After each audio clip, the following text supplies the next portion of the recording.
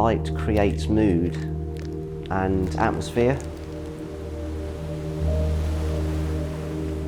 There's certain times of the day which are much better to paint, like an hour before dark. Everything reflects the warmth of light.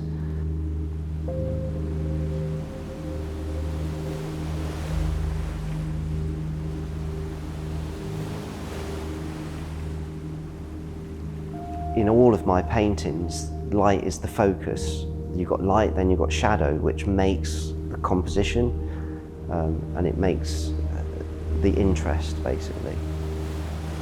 Without light, we're doomed, obviously. We've been down the beach this morning and went for a swim, and there's a lot of similarities between that and this. You kind of lose your thoughts when you're going for a long distance swim or whatever, and there's something really cool about that. And I think painting is very much the same, where you stop thinking about stuff that's outside of this canvas. You're just focused purely on the canvas.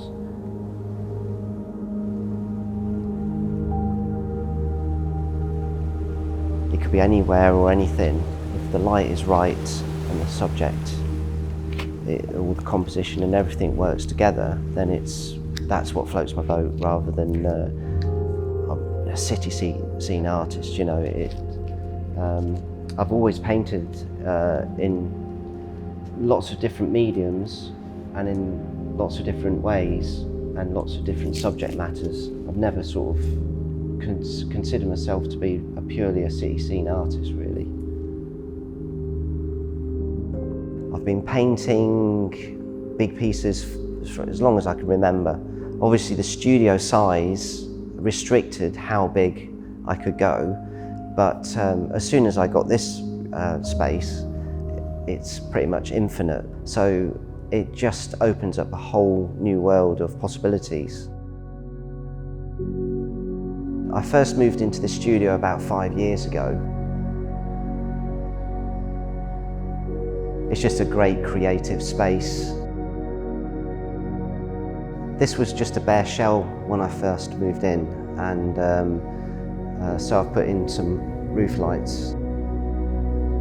It's large, and so it means I can do really big canvases without any problems whatsoever. It's just beautiful. It's such an open space, and I love painting here. I look forward to. I don't call it work. It was probably the best thing I've ever done as far as a career move, is moving into a space like this.